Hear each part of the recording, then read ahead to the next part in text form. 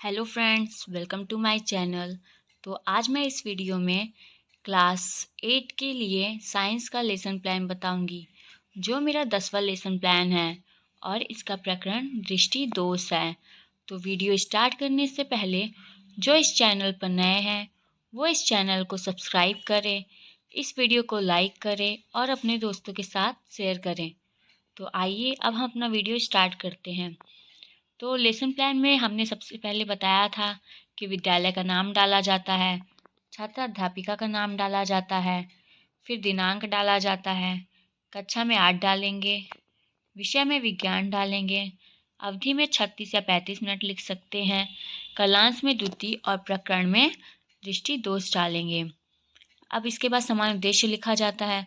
तो समान उद्देश्य में लिखते हैं, पहला उद्देश्य कि छात्रों में विज्ञान विषय के प्रति रुचि उत्पन्न करना।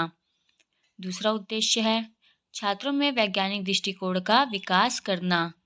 तीसरा उद्देश्य है छात्रों की बौद्धिक क्षमता का विकास करना। चौथा उद्देश्य है छात्रों को दैनिक जीवन में विज्ञान विषय की उपयोगिता से एवं महत्व से परिचित कराना। समान उद्देश्य के बाद हम विशिष्ट उद्देश्य लिखते हैं। तो विशिष्ट उद्देश्य में पहला उद्देश्य है छात्र दृष्टि दोष को परिभाषित कर सकेंगे। दूसरा उद्देश्य है छात्र दृष्टि दोष की व्याख्या व उदाहरण दे सकेंगे। तीसरा उद्देश्य है छात्र दृष्टि दोष से संबंधित ज्ञान का प्रयोग कर सकेंगे। चौथा उद्देश्य है छात्र सीखे गए ज्ञान का मूल्यांकन कर सकेंगे। पांचवा उद्देश्य है छात्र दृष्टि दोष का निवारण का दैनिक जीवन में प्रयोग करने का कौशल विकसित कर सकेंगे।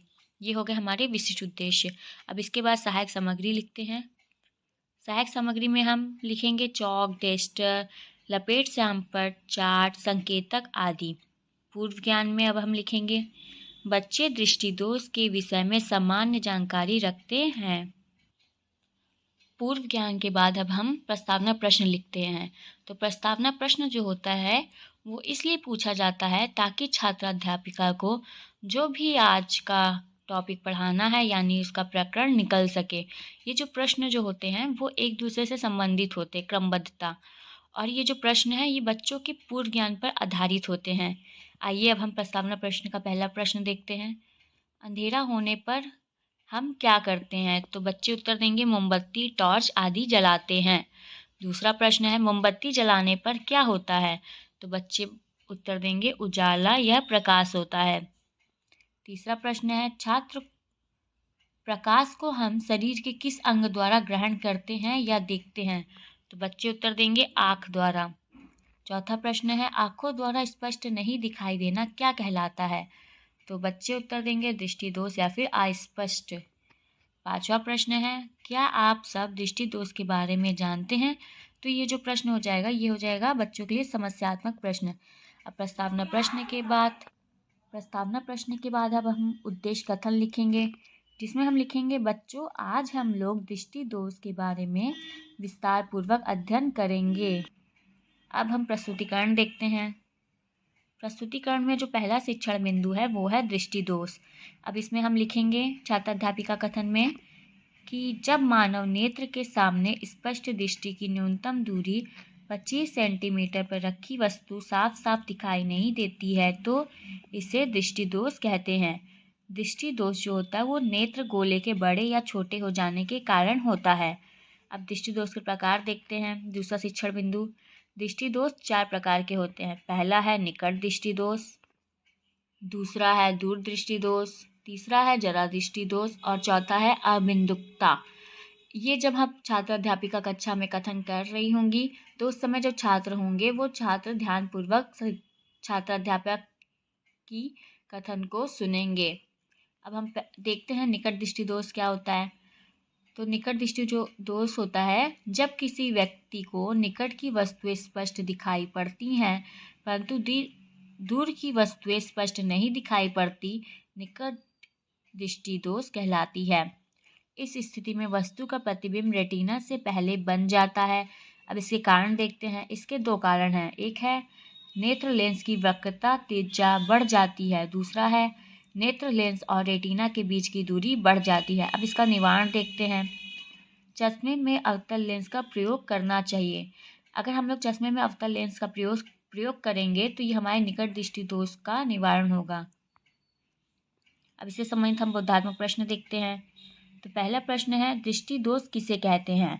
तो बच्चे उत्तर देंगे, स्पष्ट दृष्टि की न्यूनतम दूरी 25 सेंटीमीटर पर रखी वस्तु का साफ साफ ना दिखना।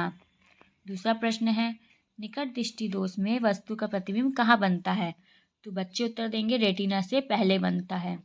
अब हम दूर दृष्टि दोष के बारे में देखते हैं।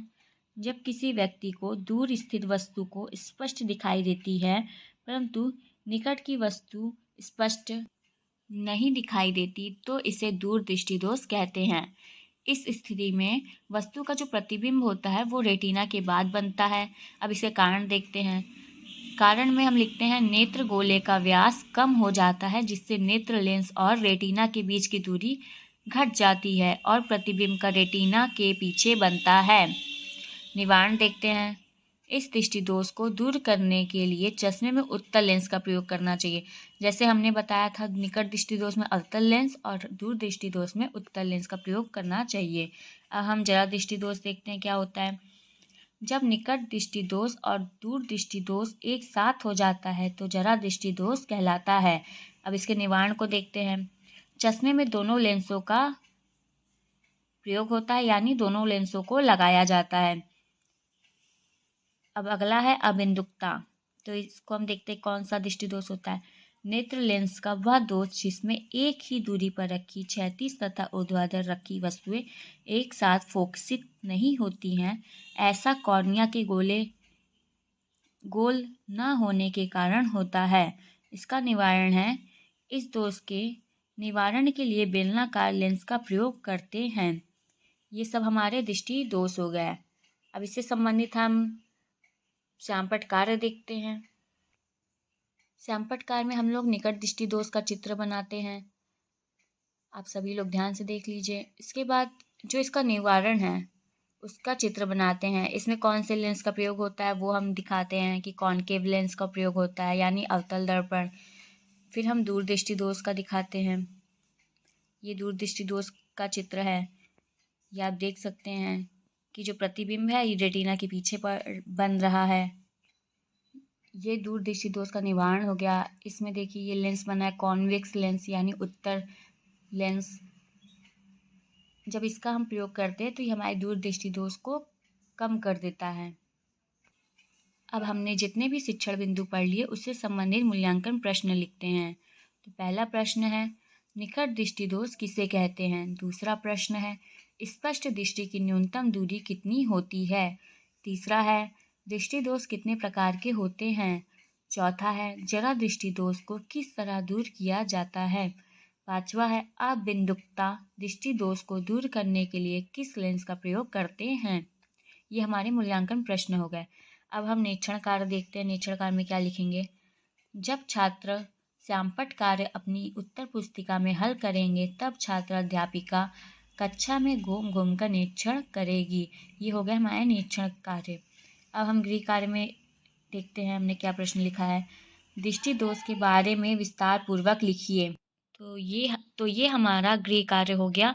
अब आप यहाँ नीचे अंत में आप अध्यापक हस्ताक्षर भी बना सकते हैं, जहाँ अध्यापक अपना हस्ताक्षर करेंगी। तो ये हमारा आज का टॉपिक हो गया दृष्टि दोष। तो आप सभी को वीडियो कैसा लगा ये आप कमेंट करके ज़रूर बताइएगा और इस चैनल को सब्सक्राइब करिएगा और अपने दोस्तों के साथ ज़्यादा से ज़्यादा शेयर करिएगा। Thank you.